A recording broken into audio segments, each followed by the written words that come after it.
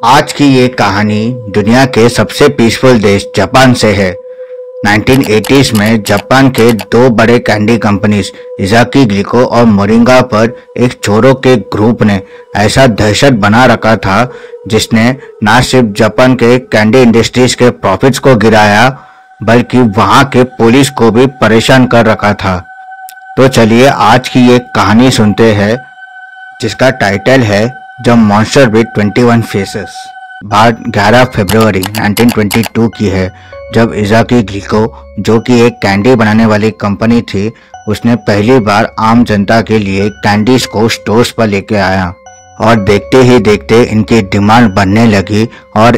Japan के कई शहरों पर इनके फैक्ट्रीज आने लगी और अगले 20 साल तक इनकी कंपनी इतनी बड़ी हो चुकी थी कि वर्ल्ड वॉर 2 के दौरान जब इनके कई फैक्ट्रीज नष्ट हो चुके थे फिर भी उन्होंने इन फैक्ट्रीज को वापस खड़ा किया और ये 1980s तक एक बहुत ही बड़ी ब्रांड बन चुकी थी। पर 18 मार्च 1984 को कुछ ऐसा हुआ जिसने इस कंपनी को फेमस तो किया, पर इसका कारण कुछ और ही था। दरअसल हुआ ये था कि उस रात 9 बजे कात्सुहिसा हिसाकी, जो इस कंपनी के फाउंडर थे, उनके घर दो मास्क पहने हुए गुंडे कांच तोड़कर इनके घर पर आते हैं और नहाते हुए इज़ाकी को वहीं से उठाकर गाड़ी के पिछले हिस्से में बंद कर देते हैं और उनके पत्नी और उनके बेटी को उस बाथरूम में बंद कर इज़ाकी को किडनैप कर लेके जाते हैं और 9 मिलियन जापानीज येन 220 पाउंड की गोल्ड की डिमांड रखते हैं। इसी बीच कात्सुहिसा इज़ाकी अपने चंगुल से छूटकर भागने में सफल होते हैं। ये कहानी बट ये उनकी आने वाली समस्याओं का सिर्फ आरंभ ही था, क्योंकि इस इंसिडेंट के कुछ ही समय बाद इनके फैक्ट्रीज में 6 गाड़ियों को किसी अनजान शख्स ने जलाकर राख कर दिया था और उनके फैक्ट्री में हाइड्रोक्लोरिक एसिड का कंटेनर किसी ने भेज रखा था। और उनकी चिंता तब बढ़ी जब इस ग्रुप ने चिट्ठी लिखना शुरू किया और उनके भेजे जाने वाले सारे लेटर्स न्यूज़पेपर्स पर भी पब्लिश होने लगे थे और उसमें से एक खत तो उन्होंने वहां के पुलिस को भी लिखा, जिस पर उन्होंने ये लिखा, you police fools, what are you doing with all the man power. और पुलिस को कई क्लूज दिए, जैसे वो ग्रे कलर की गाड़ी जिसमें उन्होंने इज़ाकी को किडनैप किया और डाई सुपरमार्केट जहाँ से वो अपने लिए खाना लेके आते थे। और इस खत के अंत में लिखा,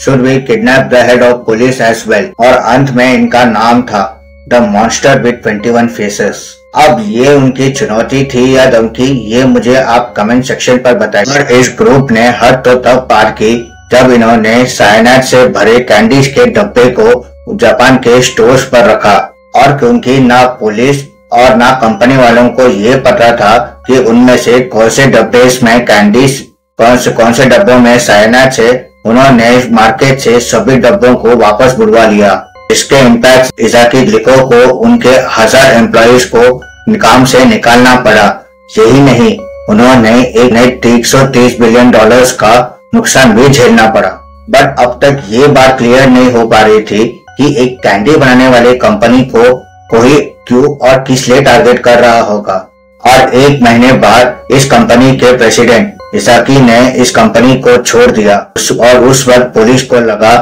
कि अब ये दहशत रुक जाएगा। और उसी वर्ष मोरिंगा, जो कि ग्लिको मोरिंगी कंपनी का एक हिस्सा है, उनसे इस गैंग ने फिरौती की रकम की डिमांड रखी और जब इन्होंने उस डिमांड को पूरा नहीं किया तो उन्हें भी एक धमकी भरा लेटर मिला जिसमें लिखा था, the flavour of potassium cyanide is a big better. और उन्होंने खत पर यह भी लिखा था कि हाकाटा से टोक्यो तक वहां के 20 स्टोर्स में पोटेशियम साइनाइड से भरे कैंडीज के डब्बे को स्टोर्स पर रखा है और स्टिकर लगा रखा है जिसने उन सभी स्टोर्स से कैंडीज के उन सभी डब्बों को निकालने में मदद मिली। और कई महीनों तक वहां के पुलिस ने कई सीसीटीवी फुटेज को देखा